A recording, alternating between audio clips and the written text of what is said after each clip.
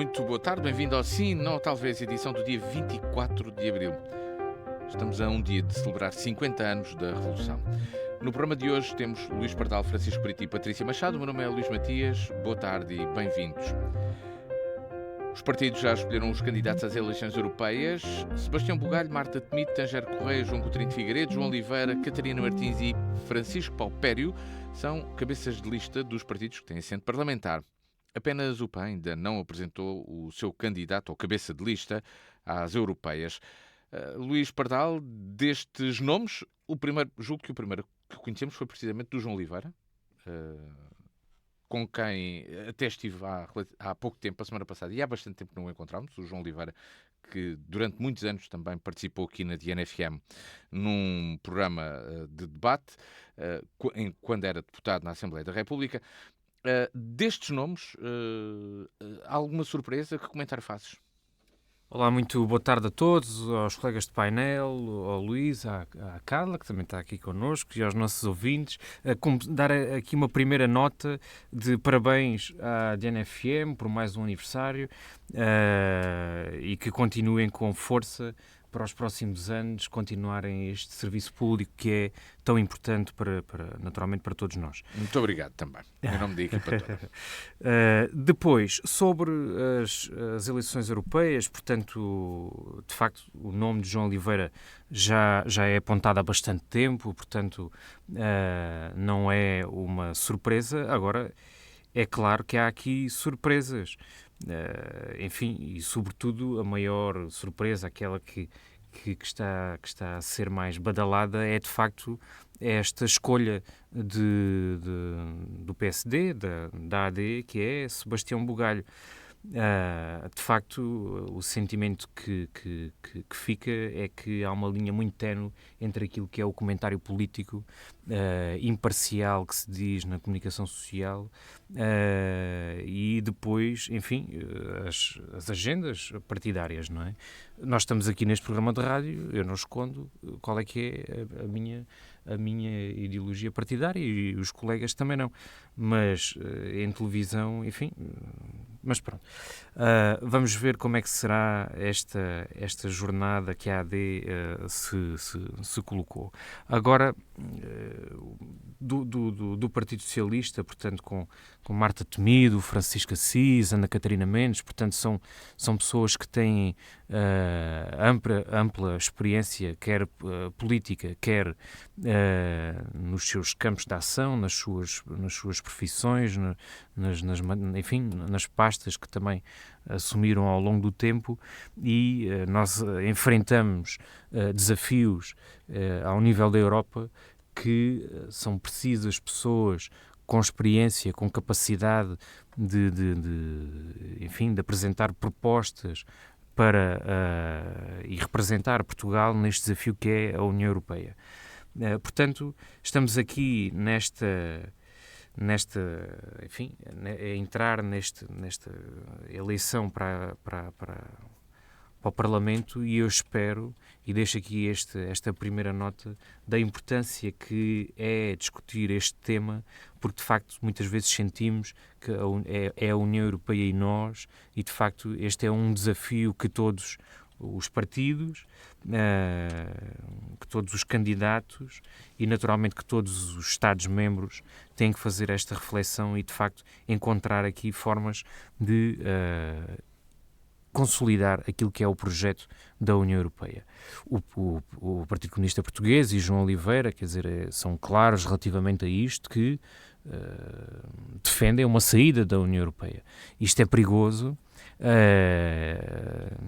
Eu julgo que a ampla maioria dos portugueses não compreende como é que nos dias de hoje, com os desafios que nós temos, quer dizer, quer em política interna, quer em política externa, porque, enfim, não vivemos sozinhos no mundo, como é que se pode compreender que estaríamos melhor fora da União Europeia. E, portanto, eu acho que isto é um desafio muito grande para o PCP, para a CDU, conseguir explicar isto aos portugueses. Enfim, e para esta primeira ronda... Francisco Brito, muito boa tarde, bem-vindo a este Sim ou Talvez. Para ti também a maior surpresa é esta escolha de Sebastião Bugalho para liderar a lista da coligação entre o PSD e o CDS às eleições europeias. Bem-vindo. Muito boa tarde a todos, boa tarde aos colegas de painel, boa tarde à Rádio Diana. Naturalmente felicitar por estes 38 anos de aniversário, pelo menos oficiais, não é? Daquilo que conta a história da Diana FM e que de facto consigam levar em diante este projeto que tem passado também por muito, e como rádio local todos sabemos que existem bastantes dificuldades, e que consigam continuar este projeto também de verdadeira imparcialidade naquilo que toca precisamente à ação jornalística.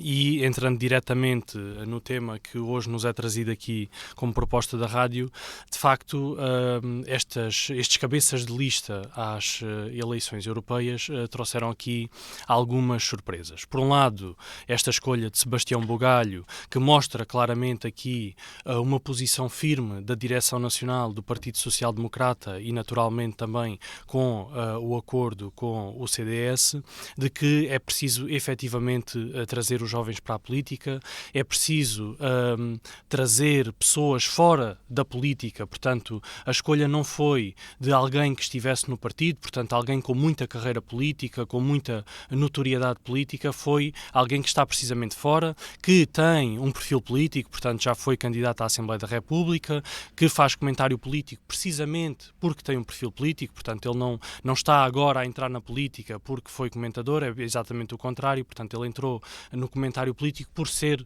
precisamente político ou ter esse perfil político. E, de certa forma, é um grande risco para aquele que é o partido do governo, portanto, apostar num jovem que não tem propriamente um vínculo forte em termos de currículo, naturalmente que é sempre um risco, mas eu acho que passa de facto esta mensagem, e é uma mensagem que tem que chegar também a todos os jovens, portanto aqui também saudar naturalmente a capacidade que a direção nacional do Partido Social Democrata teve e do CDS. Em relação, por exemplo, ao Partido Socialista, aquilo que nós vemos é uma escolha requentada, não é? Portanto, Marta Temido, que não teve capacidade para ser Ministra da Saúde e que é uma das mães do Estado declinável que tem o SNS neste momento, acaba por ser a escolha para defender um projeto europeu do Partido Socialista. Realmente é estranho, não é? Aliás, por outro lado não é, porque se nós formos ver a lista, vemos que de facto as pessoas não conseguiram integrar o governo, nem tiveram nenhuma posição para além de deputados, portanto tiveram que naturalmente arranjar ali solução para eles e para os demais. Agora, de facto, não me parece que fosse a melhor escolha para o Partido Socialista. Acredito que tem pessoas extremamente competentes e aqui também tentando alguma imparcialidade, apesar de toda a gente saber qual é que é o meu posicionamento, mas tentando aqui alguma imparcialidade, de facto acredito que o Partido Socialista tinha melhores opções para defender um projeto europeu. Também cá está esta irreverência que agora se fala em relação a Sebastião Bugalho, é algo que todos os partidos de certa forma deviam e podiam apresentar. Depois, por outro lado, temos a questão que o Luís Pardal já aqui trouxe e que eu acho que é de facto de sublinhar, que é o posicionamento do Partido Comunista Português e neste caso da Coligação Democrática Unitária em concorrer ao Parlamento Europeu. Portanto, uma coligação que tem um projeto anti-europeísta candidata-se ao Parlamento Europeu. Portanto, isto parece uma anedota, não é, pelos vistos vão mesmo concorrer. Não sei bem quais é que são as propostas, porque as propostas que eu percebi que tinham é exatamente concorrerem ao Parlamento Europeu para que o país perca essa representação no Parlamento Europeu. Ou seja, no fundo, candidatam-se a um órgão do qual querem sair. Portanto, isto parece um bocadinho incoerente. Portanto, de facto, não percebo porque é que o Partido Comunista concorre, sinceramente, quando na realidade não tem projeto europeu. Portanto, tem um projeto anti-europeu. Aliás, até foi falado agora há poucos dias, numa entrevista que fizeram, numa pergunta concreta que dirigiram ao João Oliveira, é que realmente o que é que pensa em relação à moeda única, e disse que Portugal devia sair do euro. Portanto, quer dizer, não consigo perceber como é que o país conseguiria sobreviver economicamente com as dificuldades que já tem saindo do euro. Portanto, realmente não se consegue perceber. Não sei se tinham a proposta de adotar o rublo, mas a verdade é que não consigo perceber como é que o país consegue viver sem o euro. Depois temos, claro, aqui outras escolhas que não me parecem de todo uma surpresa. Por exemplo, no Bloco de Esquerda, Catarina Martins, que já fez o seu percurso político na Assembleia da República e como líder do partido, e que tenta aqui também uma aproximação à Europa, sabendo nós também que o Bloco de Esquerda, tem algum distanciamento ao projeto europeu e que também aqui deixa-nos algumas incógnitas do que é que realmente o Bloco de Esquerda se propõe a defender neste aspecto. Patrícia Machado, olá, boa tarde, bem-vinda. Destes nomes que aqui surgem, alguma surpresa para ti? Que comentário fazes? Bem-vinda. Olá, boa tarde a todos, aos nossos ouvintes, aos meus colegas de painel e à rádio.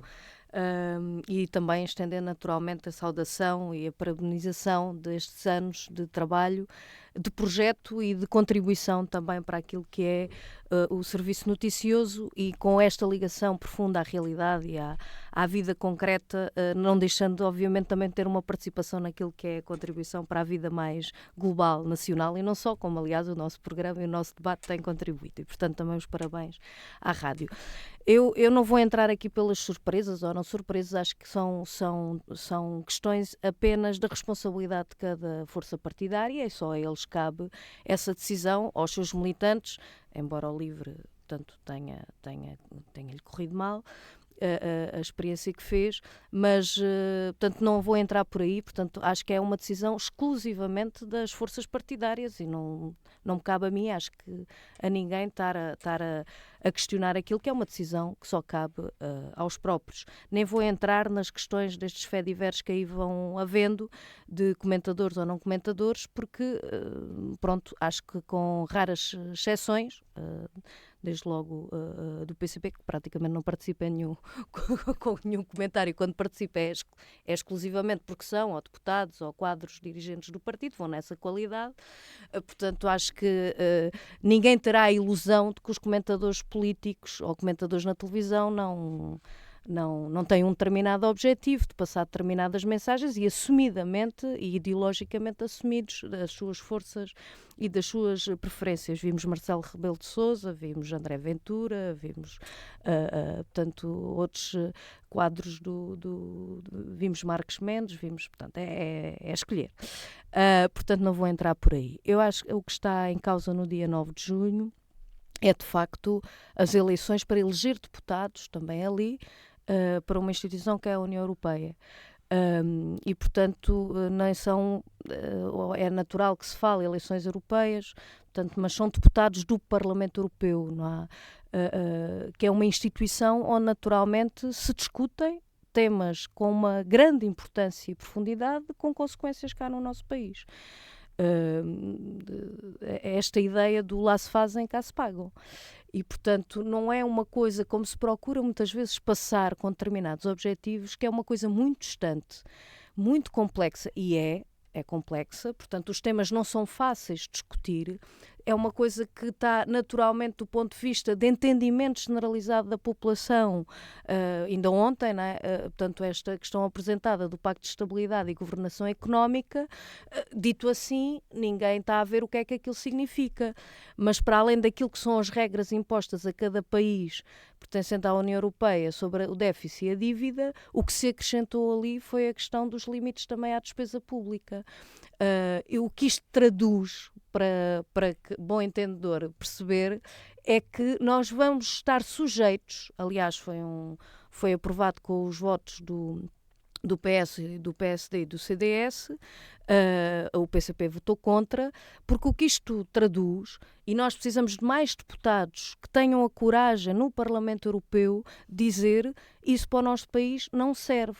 e que estejam lá para defender os interesses realmente e os direitos do nosso país, das características do nosso país. O que ali significa é um limite, de facto, àquilo que é ao investimento público.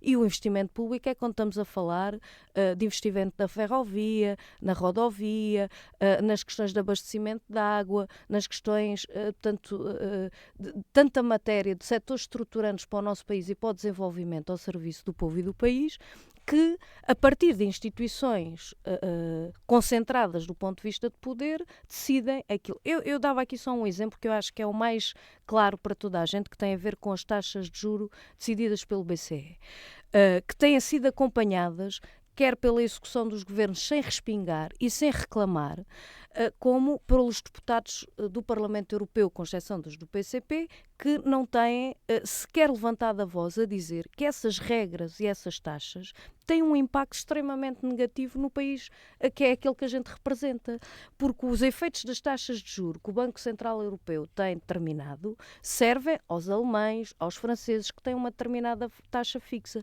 A países como Portugal, e não é o único, tem um impacto que se está a ver desastroso para milhares e milhares de famílias e para milhares de micro, pequenos e médios empresários com a dificuldade do recurso ao crédito. Portanto, é disto que estamos a falar.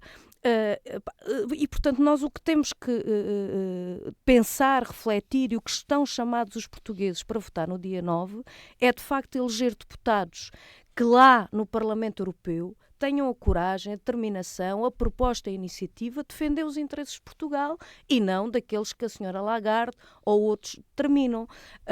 Portanto, é isso que está em causa, naturalmente, naquela instituição, com os poderes e com a força que o povo der a cada deputado e a cada força partidária, o que é que lá vão defender? São os interesses que servem à Alemanha, para isso estão lá os deputados eleitos pelos alemães, ou são os interesses que defendem os interesses do povo português, e para isso é que vamos eleger deputados. Nós já temos uma representação Portugal muito baixa, portanto fomos perdendo ao longo dos anos, é outra questão que é importante sublinhar, e portanto é preciso lá, de facto, deputados que defendam esses interesses. Luís Pardal, que temas teremos então nesta campanha eleitoral? A Patrícia já deu aqui uma chega e disse que era, por exemplo, uma proposta poder intervir nesta questão da gestão do Banco Central Europeu, influenciar as taxas de juros, mas que outros temas poderão ser, ou que temas poderão ser debatidos nesta campanha eleitoral, sendo que há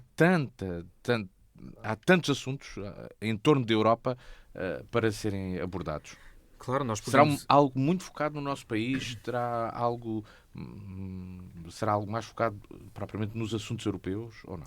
É inevitável o ruído destas eleições europeias, portanto, o ruído que se gera pelas eleições legislativas que tivemos há tão pouco tempo. Portanto, haverá sempre esse ruído e essa colagem das eleições legislativas com as eleições europeias aqui no contexto de Portugal.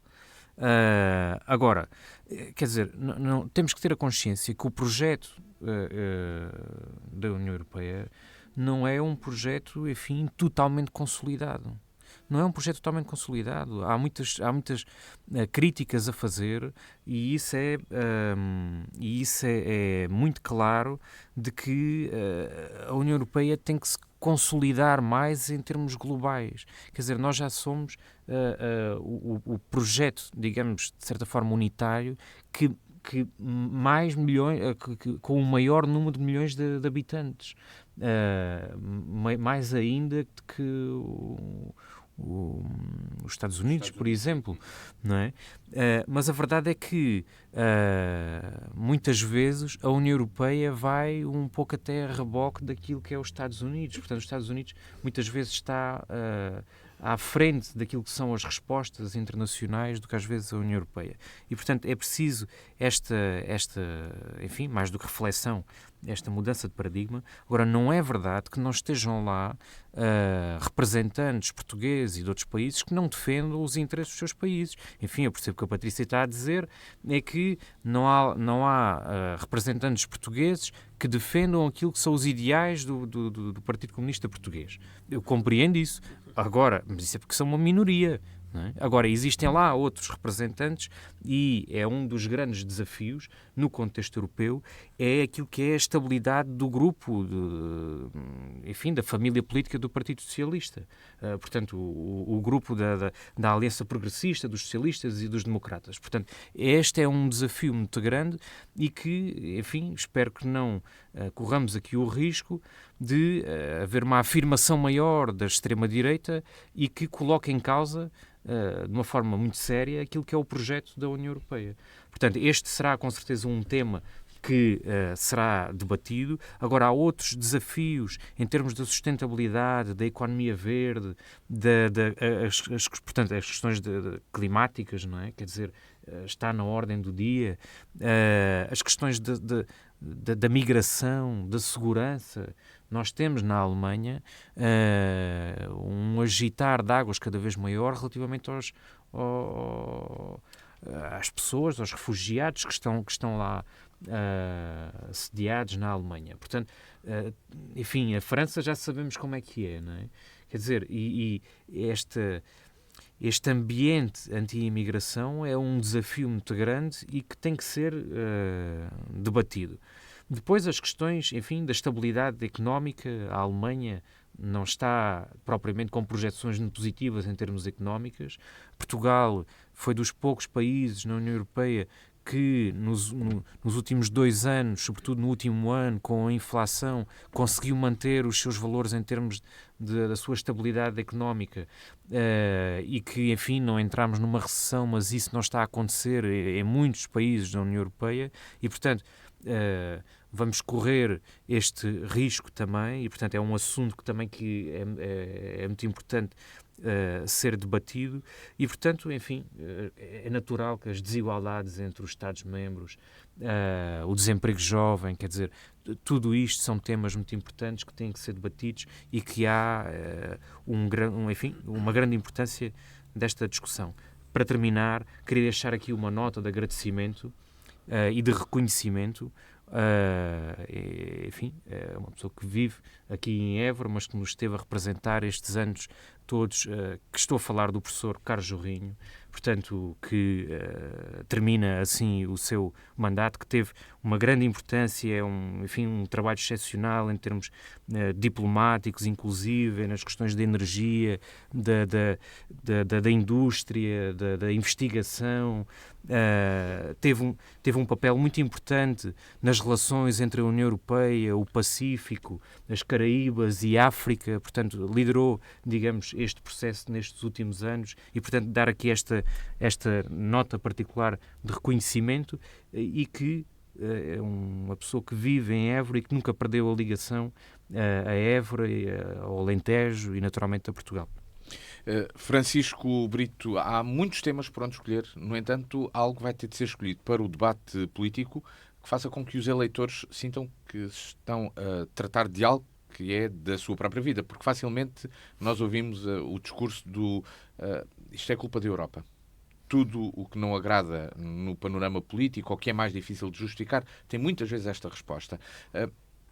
Mas depois os eleitores sentem que quem está no Parlamento Europeu está distante e acaba por não decidir nada da sua própria vida. Isto é completamente contraditório. Portanto, temos aqui um debate onde temos as questões das taxas de juros, crescimento económico, orçamento, apoio à agricultura, a imigração, a guerra na Ucrânia. O que é que achas que isto...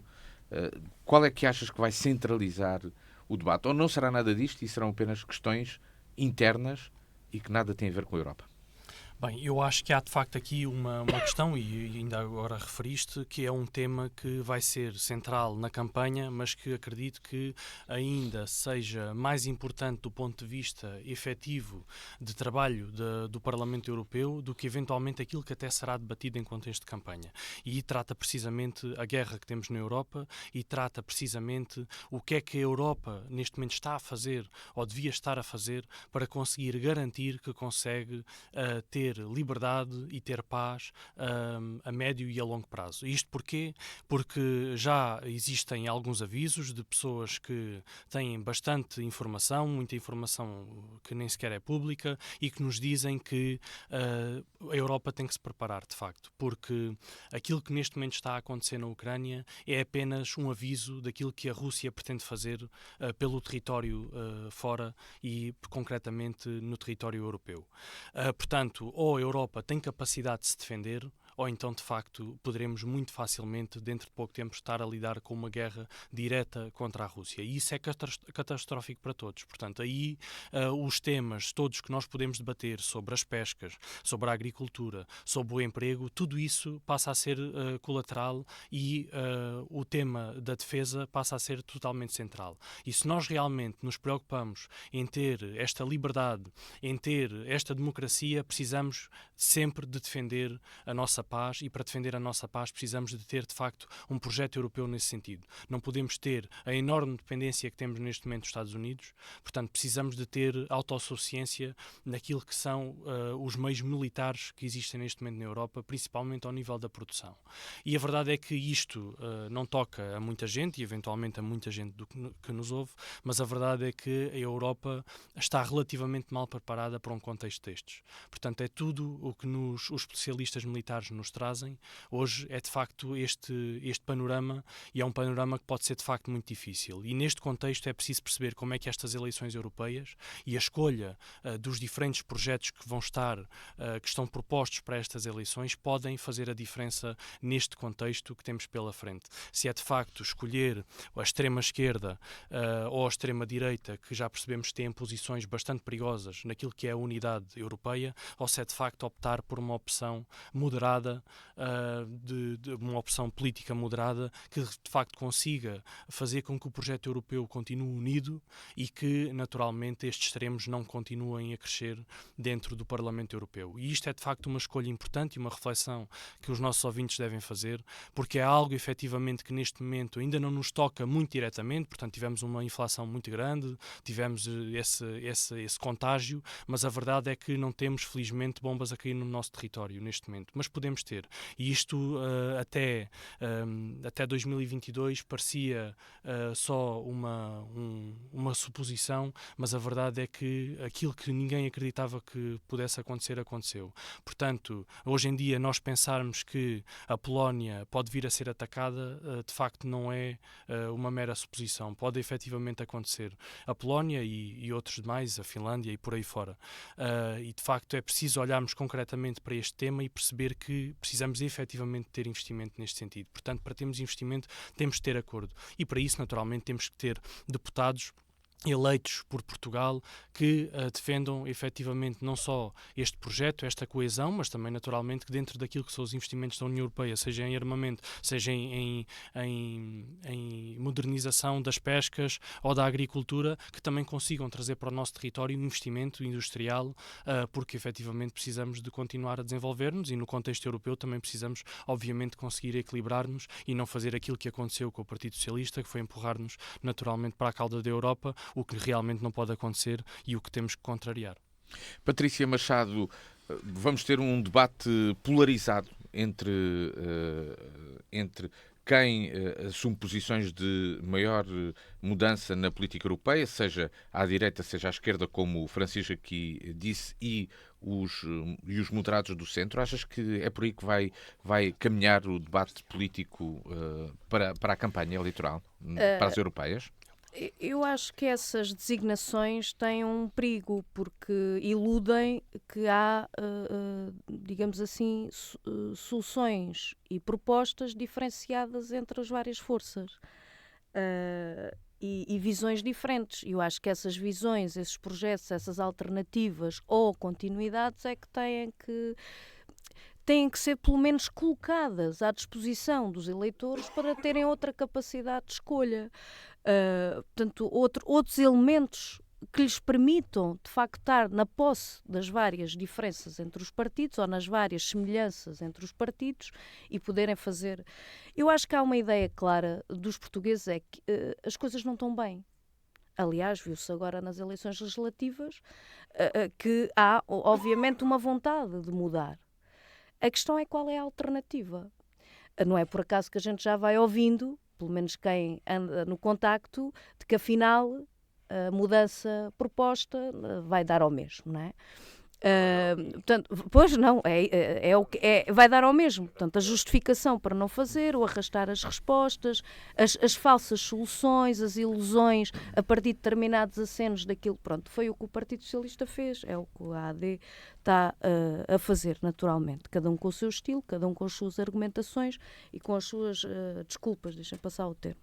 Mas o que é facto é que a vida dos portugueses continua a agravar-se. O aumento do custo de vida continua aí, o problema da habitação, o problema da saúde, o problema da educação, e com isto eu não estou a dizer, com estes dias já devia estar tudo resolvido, mas as perspectivas que estão a ser colocadas, aquilo que está no programa, pronto, mas estamos a falar de eleições, e volto a dizer, para o Parlamento Europeu, porque a gente aprende na escola que a Europa é um continente. O que a gente está a discutir não é eleições da Europa, não é eleições da Europa. Nós estamos na Europa há muitos anos. E isso não muda. A questão é que a Europa temos, com este projeto capitalista, né, de construção de uma instituição que serve determinados interesses, e que a Europa queremos.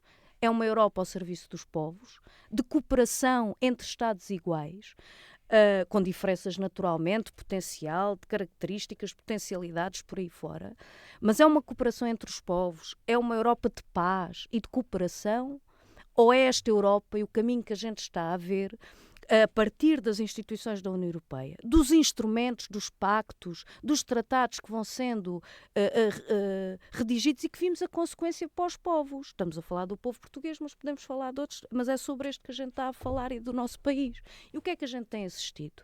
A destruição do aparelho produtivo nacional, o problema da frota pesqueira que está à metade daquela que era, e sem as tais questões da modernização. Vamos discutir como é que estão os fundos comunitários e a taxa de execução. Vamos ver a quem é que tem servido, de facto, entre o déficit e a dívida e aquilo que o país tem a haver. Nós perdemos capacidade produtiva, efetivamente.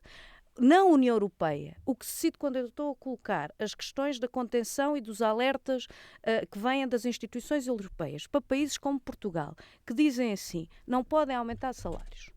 Atenção na contenção dos salários. O vosso país aposta no turismo, e não, que é um setor importante, sobre isso não há dúvida, mas o nosso país não pode ser como setor estruturante do desenvolvimento do turismo. Nós temos imensas riquezas e potencialidades que não estão a ser aproveitadas.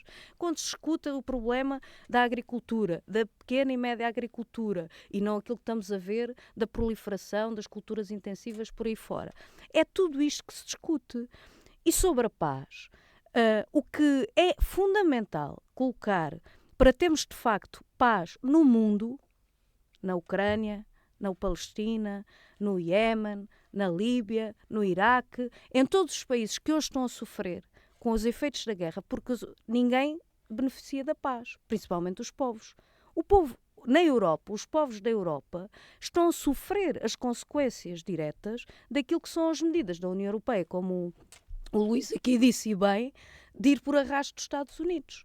Porque as questões de sanções por aí fora têm servido de bumerangue para o nosso efeito. Por exemplo, as questões do custo de vida e por aí fora.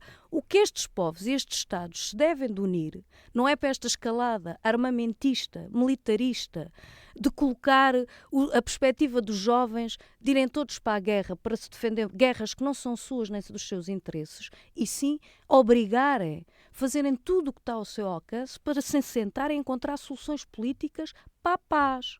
Para a paz. Nós estamos a comemorar os 50 anos do 25 de Abril. Quando se deu o 25 de Abril, acabou a guerra nas colónias. Porque houve vontade, intervenção, exigência política de se sentarem as partes e exigir efetivamente a paz. E, portanto, nós precisamos, de facto, contribuir e ter deputados no Parlamento Europeu que insistam, que proponham, que tenham a coragem de dizer isto não nos serve. Isto não nos serve para os nossos povos. E, portanto, agora, se forem mais, naturalmente têm mais força. E o que a gente tem visto é que os deputados do PSD, do CDS e do PS tem votado sempre ao lado destes interesses que não é para o povo português. Porque os impactos e os reflexos para o povo português são aqueles que nós bem conhecemos. Fica também esta perspectiva da Patrícia sobre que temas vamos ter aí pela frente na campanha eleitoral para as eleições europeias, e teremos certamente várias oportunidades de falar sobre eles, porque ainda agora esta corrida está a começar até o dia 9 de junho. Mas hoje é dia 24 de abril, para quem nos ouve naturalmente na quarta-feira, quem nos escuta no domingo, já a data vai mais adiantada, já vamos no dia 28, mas neste dia 24 de abril estamos precisamente a um dia de comemorar os 50 anos do 25 de abril, e é o tema que nos traz o Luís Pardal, o fim de um regime ditatorial, o início do Estado de Direito em liberdade e democracia, que se comemora amanhã. Luís.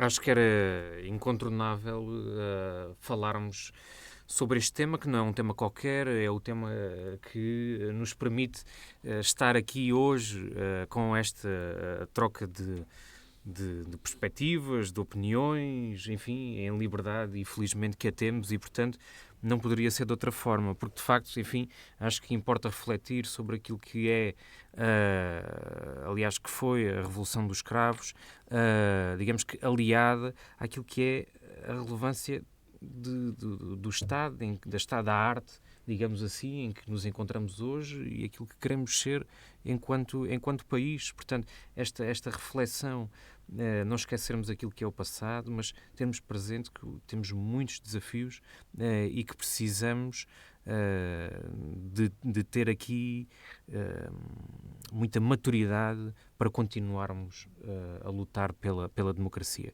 Porque cada vez mais falamos que está tudo... Enfim, eu acho que não é correto dizermos que está tudo bem, como também não é correto dizer que está tudo mal, 8 ou 80.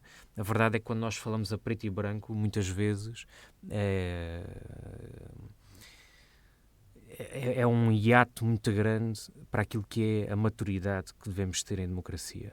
É menos apelativo se nós tivermos que falar nas zonas cinzentas, neste intermédio. O problema é que cada vez mais estamos a assistir a uma bipolarização do sistema democrático. Não é um sistema como se procura construir a ideia de um sistema que é algo que nos vai afetar negativamente. Não, existe um sistema democrático, um Estado em que deve estar assegurada a autonomia administrativa, judicial, e, portanto, é importante, aliás, que isso está, digamos, na base, que é a construção do nosso território nacional, do nosso país. E há pilares que são inegociáveis, eu acho, mas que, pelos vistos, cada vez mais estão a ser discutidos. Eu hoje de manhã estava a pensar que, de facto, estas questões da família, não é? Estamos a discutir agora o que é o conceito de família, enfim. Eu não tenho dúvida que a família é esta liberdade que nós temos para sermos aquilo que queremos ser. E, portanto, queria aqui deixar esta reflexão, enfim, neste dia, porque acredito que devemos ter um Estado progressista, um Estado social, em que devemos priorizar, e porque é um projeto inacabado na saúde, na habitação, nos salários. Portanto, são de facto desígnios que precisam de ser aprofundados, melhorados, mas que os devemos valorizar mais que nunca.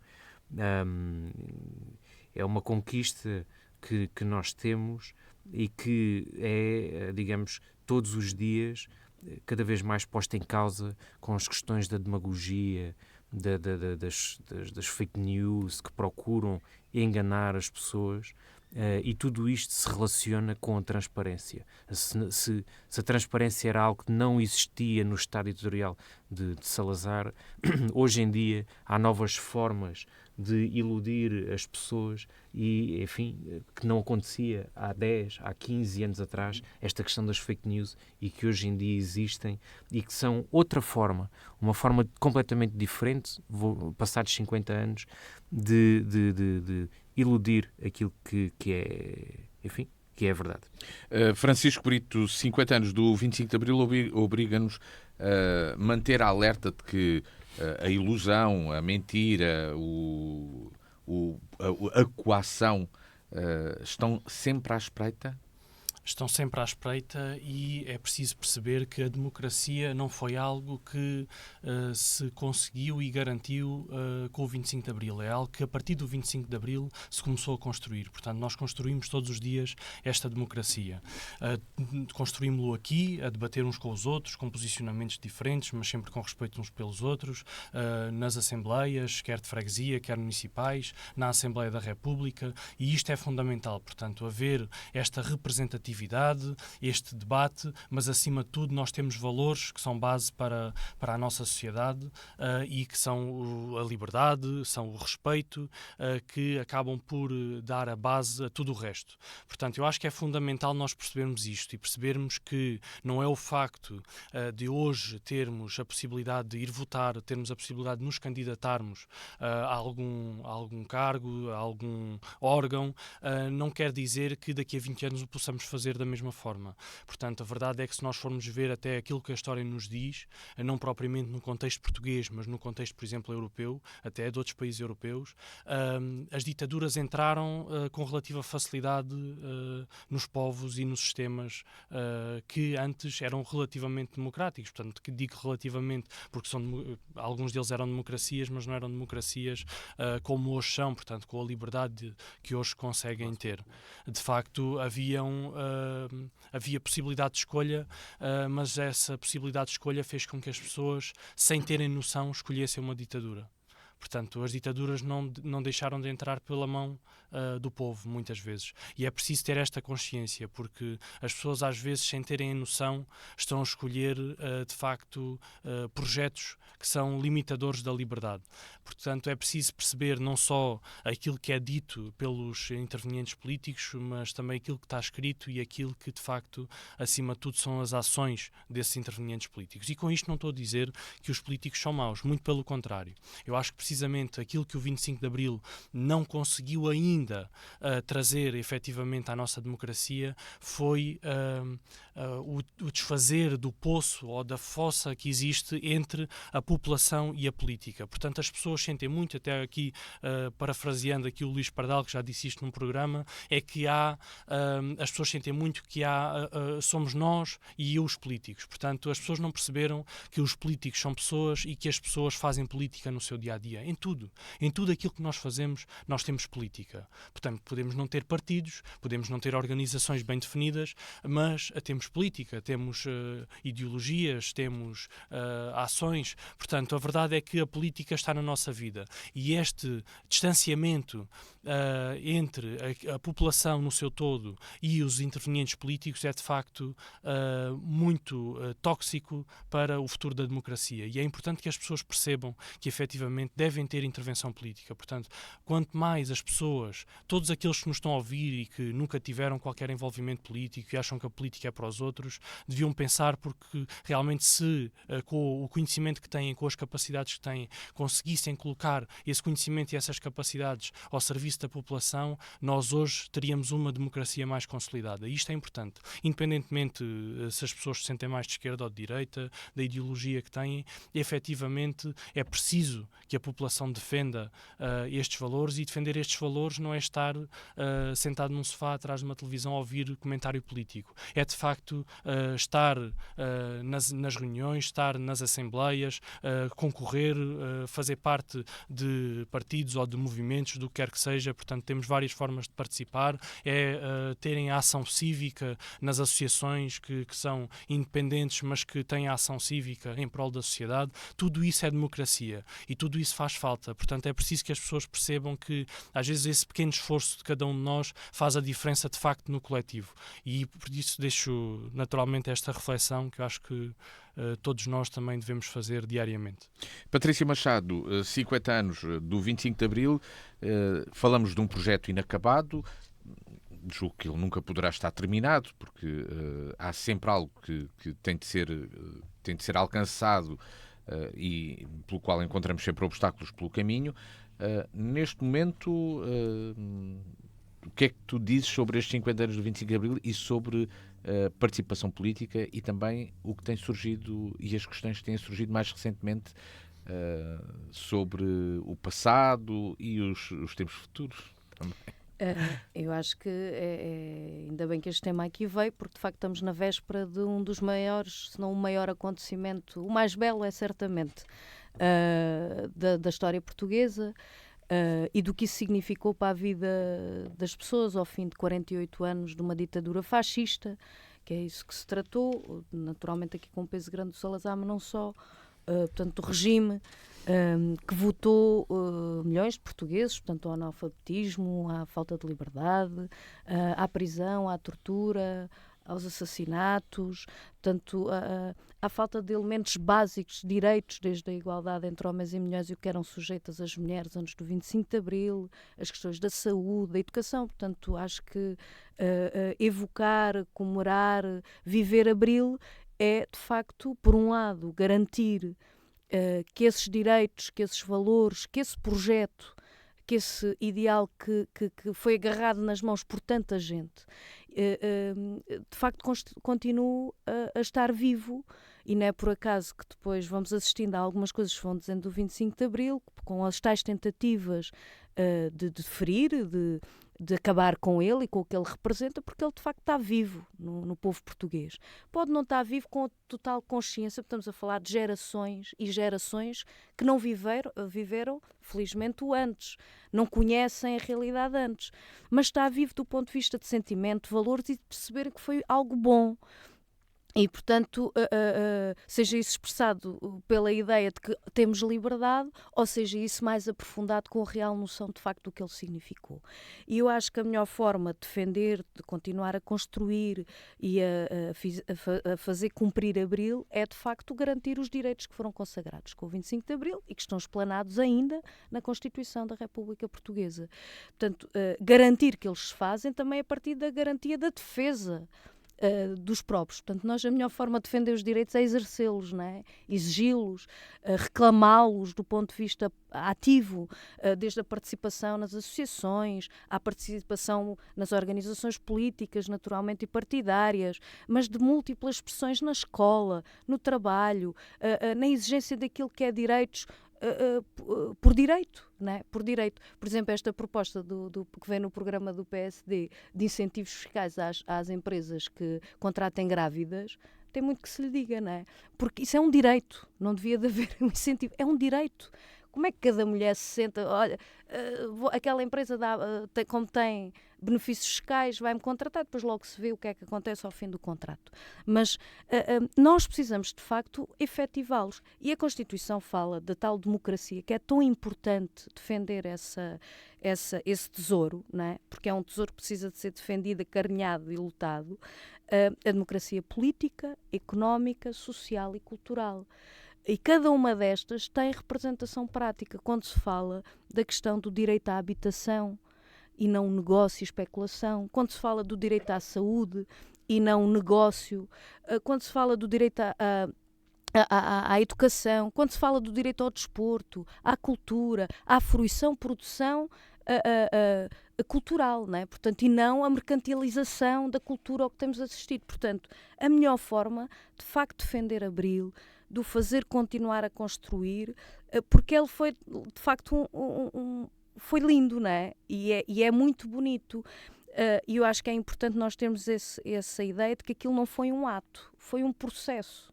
E só chegámos àquela Constituição, àquele processo, aos direitos que hoje temos, porque de facto houve muitas e muitas gerações a lutarem, desde o movimento associativo às empresas, e alguns a pagarem caro, portanto muitos democratas, onde naturalmente não posso deixar de dizer onde os comunistas tiveram um papel destacadíssimo, mas não foram os únicos, muitos democratas que agarraram nesse projeto e tomaram nas suas mãos a construção daquilo que foi o dia 25 de Abril, mas foi um processo de facto, e em que o maior herói, com um papel destacado naturalmente para as Forças Armadas, mas o maior herói foi o povo, que saiu para a rua, que tomou nas suas mãos as mais belas conquistas de Abril e que muitas delas hoje ainda as temos, pelo menos na Constituição, e portanto precisamos de exigir que elas se cumpram. Luís Pardal, uma das mudanças foi precisamente a do poder local, passou a ser eleito democraticamente, mas da Constituição ainda há um nível de poder que não está concretizado, que é a regionalização. Achas que é algo que está aqui em falta?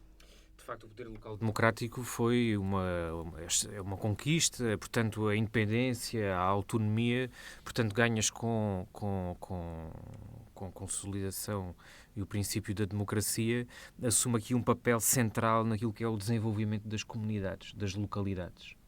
E aqui as autarquias, as câmaras municipais e as juntas de freguesia têm este papel que é insubstituível, este papel da proximidade, da capacidade de chegar às pessoas.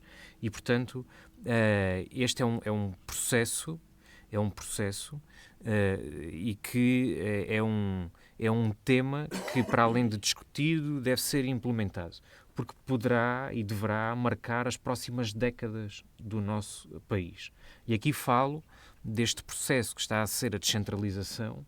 Portanto, há uma série de competências que estão a ser transferidas para as câmaras municipais e que as câmaras e as juntas de freguesia têm este papel que poderá ser muito eficaz. Naturalmente que não escuso aqui a importância de se reivindicar, portanto, melhores condições. Das câmaras municipais devem fazê-lo, porque isto faz parte de um processo de construção. Agora, também não acho que seja produtivo termos câmaras municipais que escusam totalmente, porque isso é o primeiro passo para a ineficácia e para o sucesso da concretização. Ora, esta questão da descentralização, aliada com a questão da regionalização, é de facto central. A regionalização é um tema que precisa de ser debatido. Aliás, havia esse compromisso, digamos, governamental, mas que, entretanto, enfim, aconteceu tudo aquilo que sabemos e, portanto, espero que esse debate possa acontecer, porque, no fundo, inclusive, esta descentralização é o primeiro passo para a construção de uma regionalização. E, portanto, enfim, sobre isso que disseste, Luís, era isto. Queria deixar aqui uma nota importante, porque eu acredito que o poder local não se faz apenas com as autarquias, portanto, câmaras e juntas, como disse. O poder local faz, e deixar aqui esta nota de reconhecimento, também com o movimento associativo, as coletividades, os clubes, as associações de moradores que estão inscritas na Constituição da República Portuguesa e por algum motivo elas estão lá, e outras associações cívicas, desportivas, culturais, que tiveram um papel fundamental, enfim, as associações, claro, as pessoas que as constituíram, não é? Tiveram um papel fundamental nas últimas décadas e nas décadas antes, portanto, sobre a ditadura, em que as pessoas, tanta gente era perseguida porque integrava determinadas associações, determinadas estruturas, e que hoje fazem história. Aliás, são parte da nossa história e da nossa identidade, neste caso em particular local, que é isso que queria aqui referir, e portanto deixar esta nota de que também o poder local faz com as associações. Francisco, o poder local foi uma das vitórias e algo que está concretizado, pelo menos com as eleições livres e democráticas para escolher os líderes locais, seja nas câmaras municipais, seja nas juntas de freguesia. É um passo que está concretizado, definitivamente concretizado para ti? Está concretizado, quer dizer, não há dúvidas que as pessoas, que existem as organizações, portanto o nosso país está dividido em regiões administrativas e por aí fora temos freguesias, temos municípios, temos concelhos. Portanto, mas essa concretização aborda a questão também da atratividade de candidatos, de pessoas que queiram participar neste... Eu penso que essa questão não tem a ver propriamente com o poder local em si, mas tem a ver com a política no seu todo e envolve muito aquilo que eu também tive a dizer agora na primeira parte da intervenção sobre este tema. Tem a ver com o distanciamento que existe entre a população e a política. Portanto, as pessoas sentem que, de facto, a política não é para si. Eu acho que aqui também é preciso falar de um tema que é muito sensível politicamente, mas tem a ver com a própria valorização da política e dos cargos políticos. Portanto, as pessoas têm a ideia que os políticos vão para a política enriquecer, o que é totalmente mentira, e basta vermos concretamente quais é que são as competências, quais é que são as exigências exigências e qual é que é depois muitas vezes as consequências até legais daquilo que é a atividade política. Portanto, todos aqueles que honestamente governam juntas de freguesia, câmaras municipais e por aí fora, todas as obrigações legais que têm, muitas vezes como é que facilmente entram em incumprimento, não por se estarem a beneficiar a si ou a outros, mas porque simplesmente temos uma Constituição, temos a Constituição em si não, mas temos um conjunto de leis que são extremamente complexas e burocráticas e tornam quase impossível o próprio Estado de trabalhar. Portanto, e com isto estou a dizer que efetivamente a política não tem sido para todos neste sentido. Portanto, é difícil, de facto, estar à frente de um cargo destes e conseguir fazer as coisas como têm que ser feitas, com extrema competência e chegar a todo lado. Portanto, e depois olhar naturalmente para aquilo que são as retribuições e ver quanto é que efetivamente um político ganha. Portanto, é importante que as pessoas vejam isso e vejam realmente se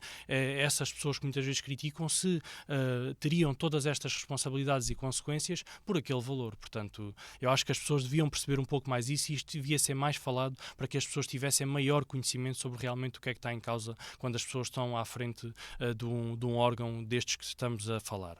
Agora, é preciso também ver que o poder local democrático tem um peso muito importante na gestão da vida das pessoas, não só pela proximidade, mas porque efetivamente consegue dar respostas ou conseguiria dar respostas.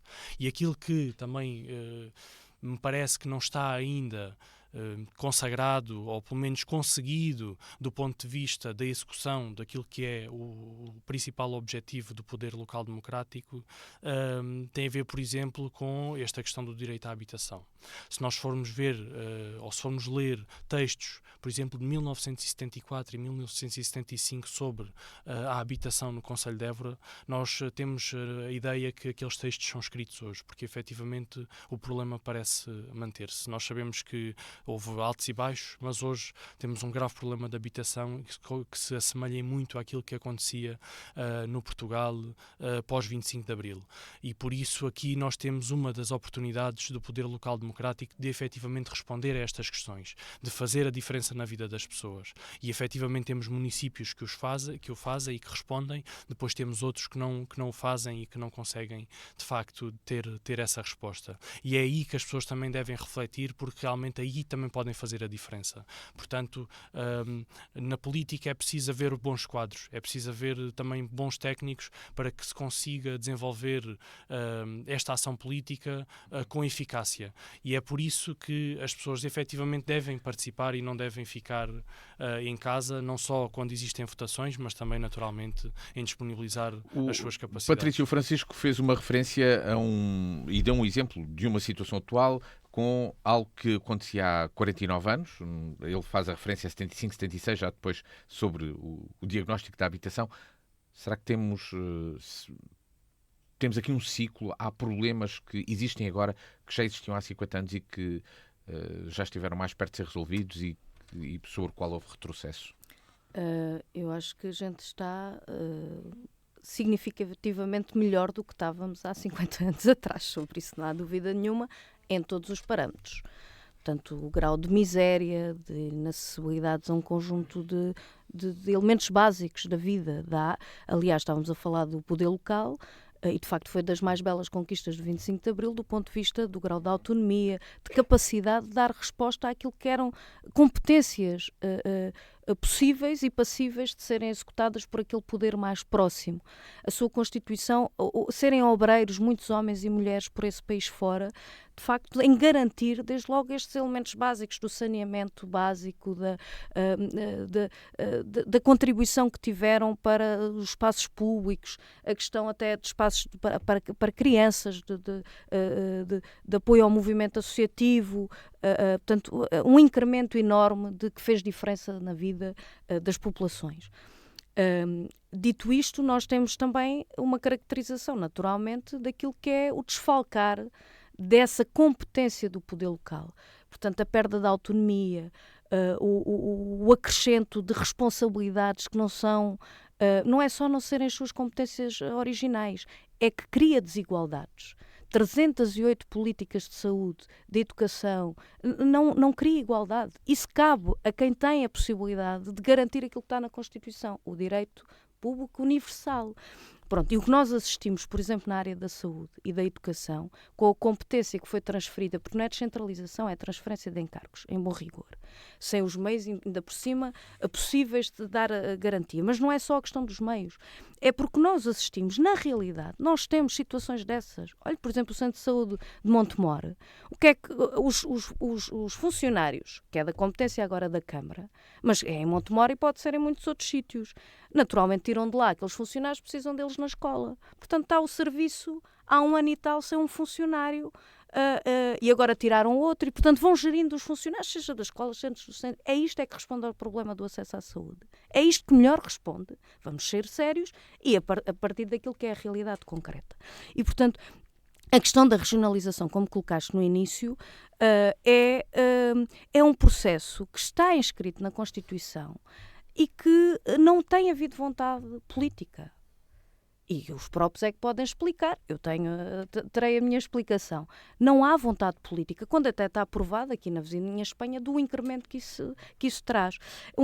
E, portanto, veja-se agora na reunião de Câmara do Redondo, em que a moção sobre o 25 de Abril que o eleito da CDU levou, portanto, que foi proposta e se aceitou votar ponto a ponto, mas o objetivo principal era que sobre o ponto da regionalização o PSD não votasse a favor, não é? Portanto, absteve-se. Portanto, percebe-se que também não será pelo governo do PSD que isto irá. E, portanto, é um elemento fundamental. Eu só queria terminar sobre o tema do 25 de Abril colocando uma questão que tem a ver que para cumprir Abril e para viver Abril e para afirmar Abril é preciso todos ao 1º de Maio também.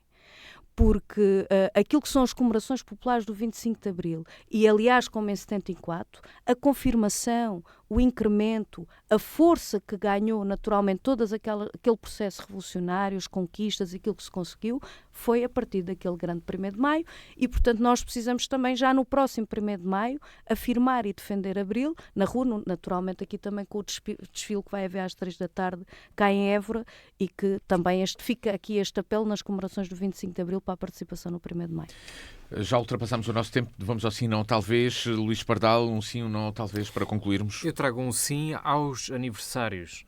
Só nesta semana há uma série de estruturas que fazem aniversário, a Associação de Idosos e Reformados do Bacelo, a Sociedade Recreativa e Dramática Éborense, a Sociedade de Harmonia Éborense, a Diana FM, são aqui alguns exemplos, espero e peço desculpa desde já se algum me falha, aqui da nossa cidade, e portanto este é o sim aos aniversários, claro, com o sim dos 50 anos do 25 de Abril. Francisco Brito, um sim, não, talvez? Ora, eu hoje trago não numa situação muito particular, dentro daquilo que será a sessão solene da Assembleia Municipal de Évora, portanto, obviamente que concordo com a sessão solene, ainda bem que há, mas a verdade é que foi definido que as intervenções seriam uma do Presidente da Assembleia Municipal, uma do Presidente da Câmara e uma do representante de cada força política com assento na Assembleia, o que me parece tudo bem.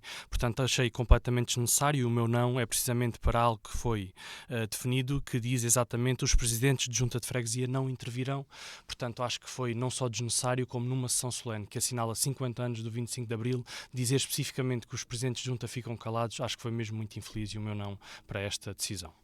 Patrícia Machado, um sim, não, talvez? Eu há pouco esqueci-me só também o apelo amanhã naturalmente para a marcha das coletividades e que vai haver aqui em Évora às 11h30, mas é um não àquilo que se passou ontem na Assembleia da República, porque batem com peito cheio a falar da corrupção e da transparência e há um inexplicável voto que rejeita, nomeadamente com o apoio do PS, portanto PSD, CDS, e o PS, que rejeita a questão da comissão de inquérito à ANA, com aquilo que sabemos do Tribunal de Contas. Portanto, nós ficamos a assobiar para o ar a Assembleia da República, em vez de querer ver esclarecido todo o processo que houve e a negociata e aquilo que é um elemento de corrupção à descarada com o que o Tribunal de Contas, os indícios que deixou. E, portanto, esta rejeição de criar uma comissão de inquérito à ANA, quando tanto se fala em corrupção, quando chega a hora da verdade, de facto é lamentável. E é assim que chegamos ao final do Sim Não Talvez deste 24 de Abril com Luís Pardal, Francisco Brito e Patrícia Machado. O meu nome é Luís Matias e de hoje a uma semana cá nos encontraremos. Aliás, de hoje a uma semana, 1 de maio, marcamos para daqui a 15 dias para voltarmos a debater aqui na Diana FM. Boa semana.